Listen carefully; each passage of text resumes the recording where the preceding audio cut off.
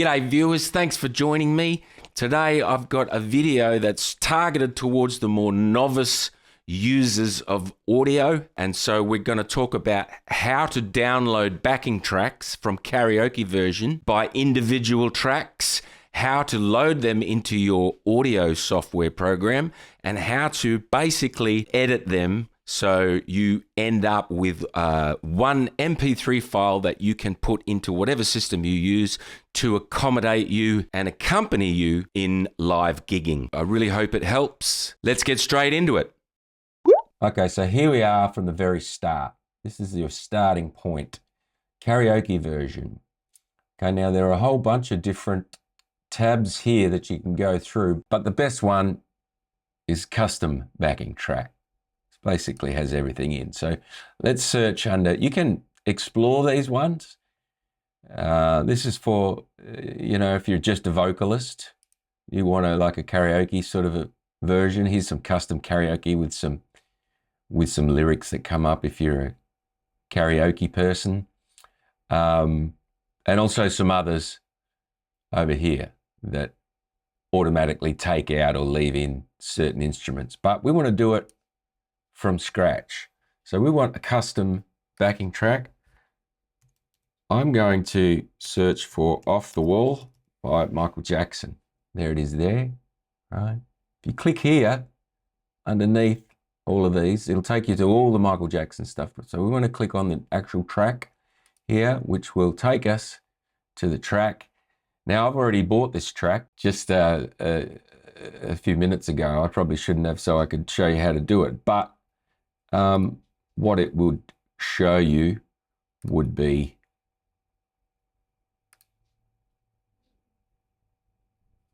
the track here, right, and an option to buy it, right? And so you can listen to the track.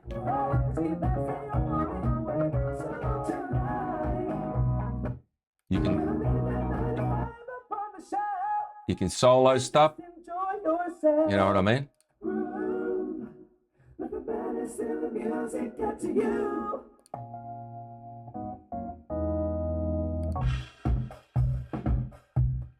Or reset. So you get the idea. You can you just get a small chunk, this chunk here, to listen to. And so what I normally do is I'll go into, I'll check out the key of it, right? Now for this one, the key is normally in the original key. You've got your tempos, so it is the same key as the original. It tells you whether it ends with a fade in, with a fade out or not. It shows you the duration, right? For me, I've got a low voice. I'm actually going to sing an octave below. I mean, Michael Jackson's voice is so much higher than mine. It can actually work. But so I'm going to actually take the key up. And I'm actually going to sing this lead vocal.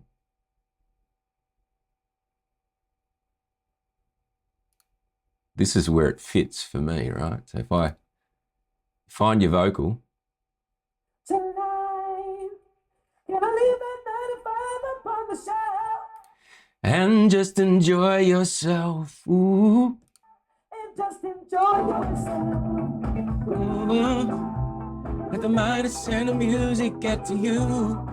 So what I've done is I've gone through the song and I've found the highest vocal, and so that's at the top of my range, which is in this key. I don't know if this song is really going to work or not, because it's a bit tricky when you sing an octave below, but some songs work. I actually do Treasure by Bruno Mars an octave below, and with the track, it actually sounds good and it's easy to sing. So I'm going to try the same thing with this one. There's no guarantees, of course, but obviously if you want to change the key up or down, you can go up or down up to 4 semitones, which is pretty great. And the technology that they use, the software that they use to change it, is just as good as the software I used to use before they brought this in, which cost me $500, and it was just as good. And this does it all in real time, which is great. So The reason they don't go any further than 4 semitones is it starts to sound really phasey, right? And it just sounds wrong. So I'm going to load this in that key, which would be in E minor, because we're 1 semitone up, right? So find your key first. That's the most important thing. If you're a singer, you know, if you're doing this in a band as a guitarist or something, you just ask them what key they're singing it in, download it, right? So I found the top of my range vocally. So and the track still sounds good.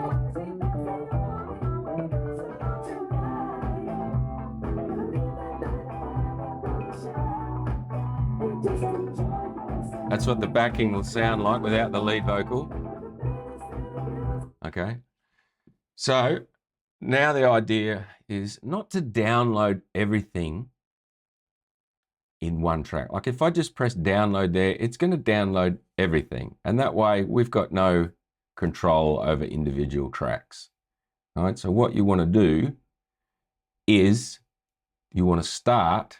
I actually download the click track because if you want to marry it all up in your audio program, you've got a click track to use. Obviously, you'd mute it on the export, but it can be handy. So download.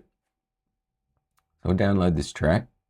It does take a little while, depending on your internet connection, of course. Boom, boom, boom. You see that? That's download. Once this screen comes up, it takes a second or two and it downloads. There we go. Boom, downloaded, right? So that's downloaded. Now we want the drums, okay? And you see how these are color-coded? These are all color-coded, right? These are gray, bass is on its own. Electric guitars always red. You know, these vocals always blue. So they've got them color-coded, which is really handy because what we want is we want to download. So if we press solo on one and then unmute on the other one, these are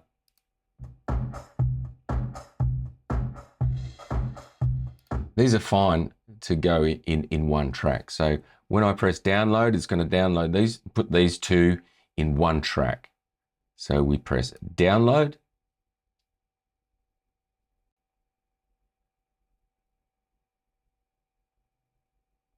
Boom. That is downloaded. Close this off. And same thing, right? We go through all of these. And generally the ones that are color-coded you can put together. Bass on its own. This is in case we need to EQ them for some reason on their own. And the other reason will become clear when we put them in my audio program, which is Cubase. So I'll go ahead, download these, and I'll fast forward the video.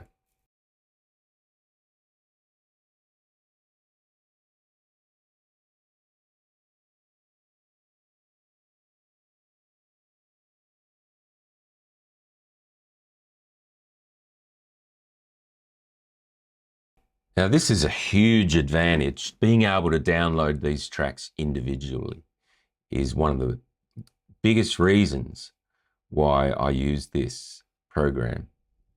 Because if you only had the option to download the whole track, you wouldn't be able to do anything with it. With guitar solos in it, it'd be a karaoke track. I mean, that's why the karaoke tracks, I think, are cheaper, because they don't have to have this interface. They just download the tracks that are on the server. But so here we've got vocals, right? Now, we definitely want to download the vocals individually. The most important thing, if you're a guitarist, the most important thing is to download the guitars individually and download the vocals individually. I genuinely like to download everything within this color scheme. Any instruments that are kind of the same, because they're all kind of within the same frequency, so you don't need to EQ them too much.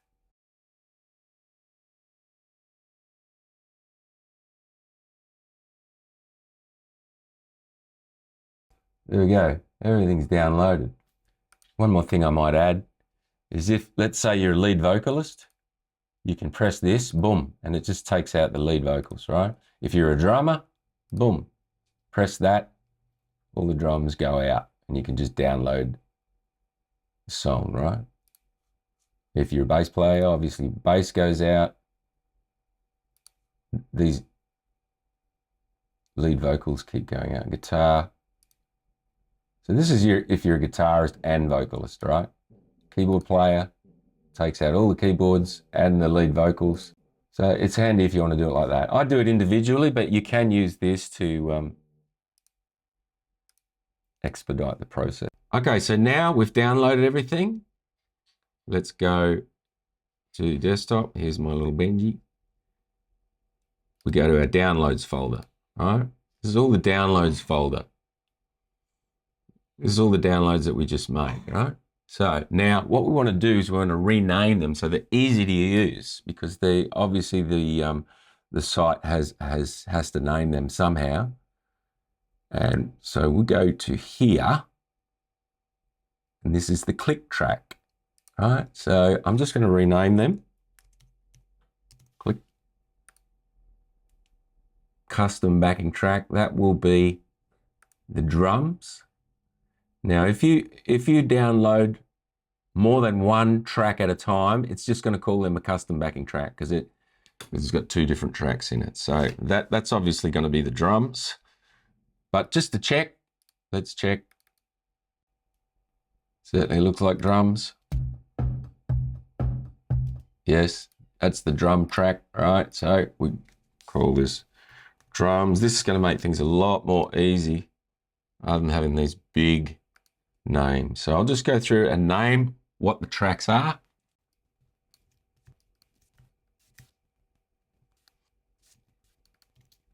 So now we've got all our individual tracks renamed to what they are.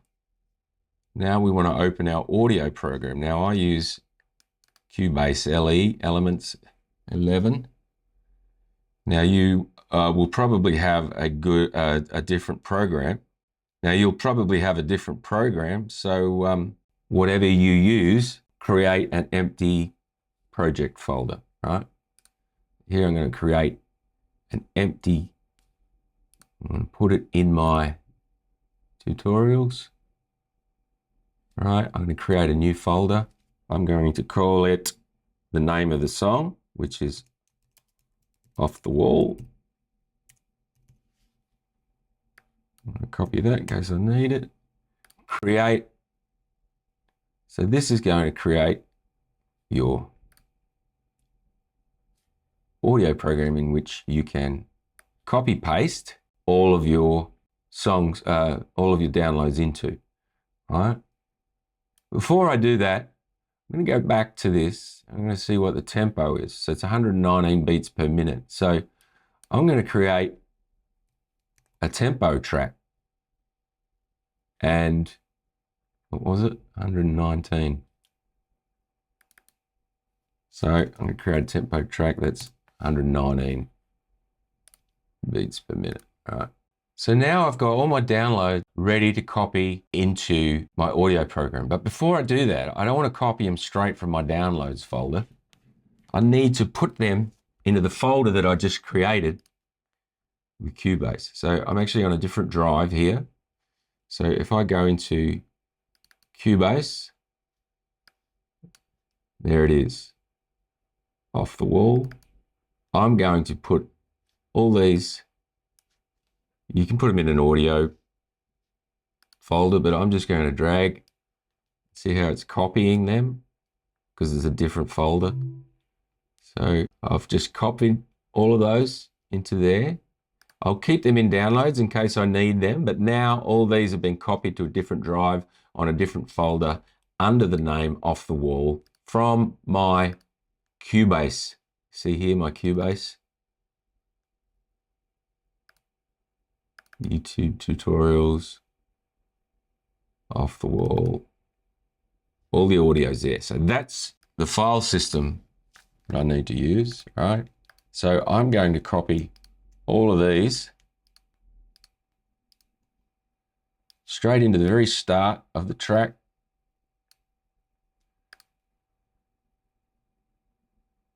Make sure they're all individual tracks. You'll have a different file system for it, but You get what I mean? Put them in your audio program. Now, here we are. Here they are. What do I like to do? Now you see here, you've got the names that we renamed them. Otherwise, the names would be all over the shop. It'd be too long to really understand what they are. So what I like to do is put them in an order that's manageable for me. So for me, I'll put the click at the very top, drums, bass, brass. I'll put electric guitar down here. Right, and then I'm just going to color code them to what I normally color code them to.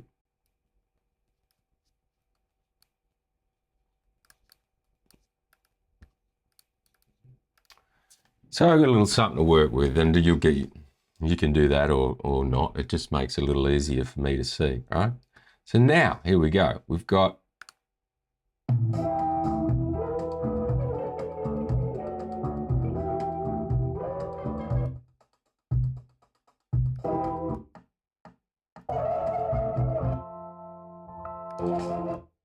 now we've got everything.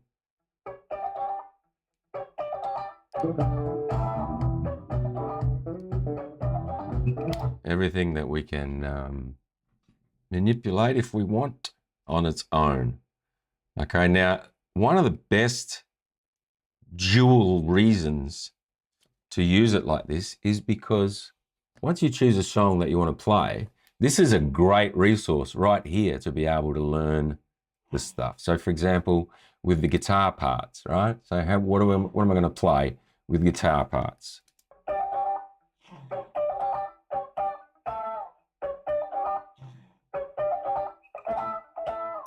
You know, so you can go through and you can learn all your parts, you can learn all your vocal parts. And not only does it allow you to learn the parts, but you can hear what kind of sound. Like I can hear there's a bit of phasing, maybe a slight wah over that guitar. But if it's in the track, it's harder to hear. Oh, what is it? What is it? But if I solo it, it allows me to dial in at the proper sound as well. And even when you want to learn, the vocals, right? We can solo the vocals, right?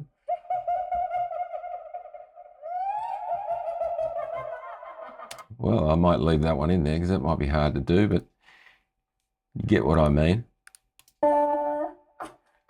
Got straight to love your ass and boogie down. If you can't hang with the feeling, there ain't no room for you this part of town. You can hear some auto tune on that, but you know, and you can if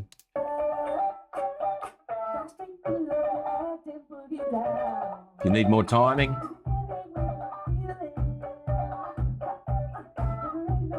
right? You can solo anything you want, right? You can also, you know, let's say you're really working on a guitar part, right? So we're really working on how to get this. But that drum's kind of annoying me. It's a bit too loud. So we want to turn those drums down a bit, but we still need the rhythm. You know. So there's a plethora of reasons for you to be downloading these songs downloading these tracks individually. Okay, so the process now would be go through every part, learn the vocals, learn the guitar parts or the piano parts or whatever you're learning, and once you do learn them, so you've got everything down and you've chopped it all up and you've dissected everything and you've learned every little part, then you can, you export your track. And when you go to export your track, you just mute. So let's say I'm a guitarist. We take the guitar out. We take the main vocals out. And then you got that awesome track that you can use. You can even go individually within here. Let's say I want to keep this vocal part. So I want to keep this vocal part in there because I'm not going to sing it. See how that's.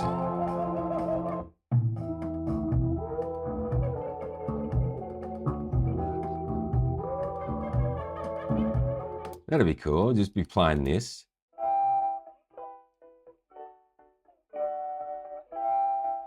While that's going in the intro, that's fine. But let's say these vocal parts in here, I'm going to need. Obviously, that's a lead vocal, so I can go into here. You know, I can cut that out. I can mute the rest of those vocals because I'm going to be singing them, but I'll leave that one in there, right? So that one's still in there. Yeah, so I can mute that and just have these background vocals going. You know, so there's lots of different ways. Let's say there's a guitar part that's really difficult while you're singing, you know, you can go right into these little guitar parts. Let's say there's a guitar part in here that you are singing over and you can't play. Well, just chop it up, leave it in there, and you know, tailor the track to exactly how you want it. All right. Obviously, we take the click out. We don't want that going through the whole thing. We're just using that for timing. So when it's ready to go, we go, okay, mute that click track, you know, mute the guitar, and mute these vocals. And then by that stage, well, we don't want to mute that because we still want that bit of vocal in there, but the rest is muted. But you get what I mean. And once you understand your audio station, you can do all this stuff. And you can also, you know, you can also go into these individual tracks and use some EQ if you like, right? Let's say we want to EQ this track a little bit, you know, we've got all sorts of different ways to EQ. So you get the idea, right? Once you get the whole track to exactly how you want it, then you export it as one track, right? So you select everything, right? And you set your markers. I'm not sure how it works in yours, but you set your markers. Let's go to set left locator because it's going to set right locator. Project position, right? So it's selected everything. Another way I can do it is select that and press P. That'll select everything. But so you want to select everything, and then we want to go File, Export, Audio Mixdown, right? And then we call it what we want. This is the path to save it in, but yeah, you get all that stuff, right? So we export the audio, right? So now it's put everything into one track, the exact way we want it. Once we go through and edit everything, we go to where we downloaded it, right? Whoops. We go to Cubase, YouTube tutorials, off the wall. It's saved it in my mixdown folder, and there's the track, right? That's the track that we have. Let's have a look at it, right? So here's our track.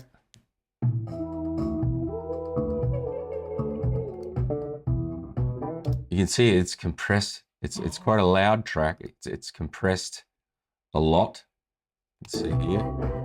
Let's have a look at the mains. How high they were. So if you wanted it a bit quieter, you would take your mains down a little bit, export the track, and it'll be a little bit quieter, right? What I do one more thing, right? I will go to this, and because the WAV file, it's quite a large file we see there. I want to put it in my system in which I use. I've got a TC Helicon Voice Live 3 Extreme, and in order to make a smaller file, we just turn it into an MP3. And then there's plenty of MP3 makers on here. I've got one down here, MP3 converter, right? So this converts the file to an MP3. It was 83.7 megabytes. Now if we look at it, I'm going to open that again just to show you how you can't hear the difference, right? That's the WAV file, right? And if I go to my desktop, and it'll be, you can see down here off the wall, that's also an MP3, all right? So if we look at the file size of this, right, it was 87 megabytes, and now it's only 8. It's more than 10 times less, right, than this file. So let's have a listen to the difference. All right, let's go here.